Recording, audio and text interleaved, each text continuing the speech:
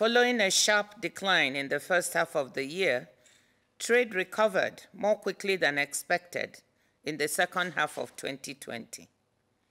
This rebound has continued, and the WTO's baseline trade forecast foresees an 8% increase in the volume of world merchandise trade for 2021. I think it's fairly safe to say that trade has done relatively well. There's been significant concerns about export restrictions and policy measures being put in the path of trade and slowing its growth, but overall it's been relatively robust.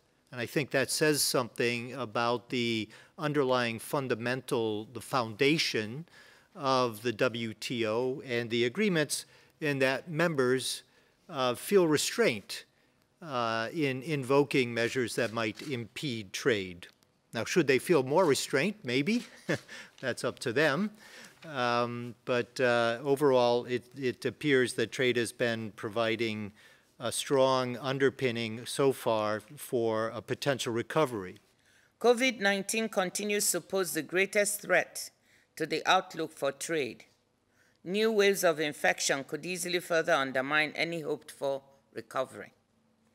The rapid development of effective vaccines has given the world a realistic chance of stopping this disease in its tracks and jump-starting the world economy at the same time.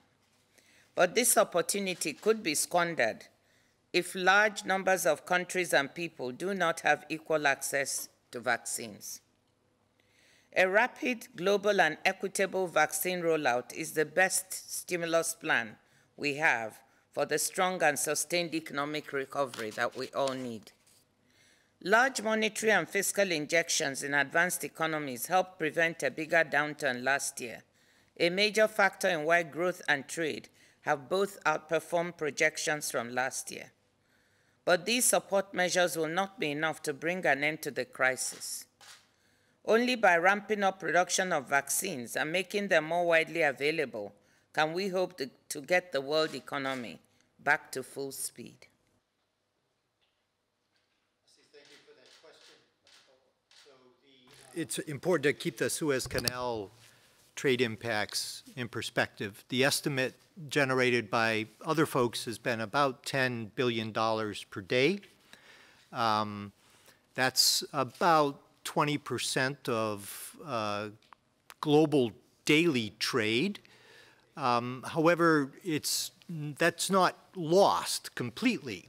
So that trade is delayed. Overall, I think we'll see trade start to return to a more normal path after 2022, although 2022 is probably a reasonable recovery.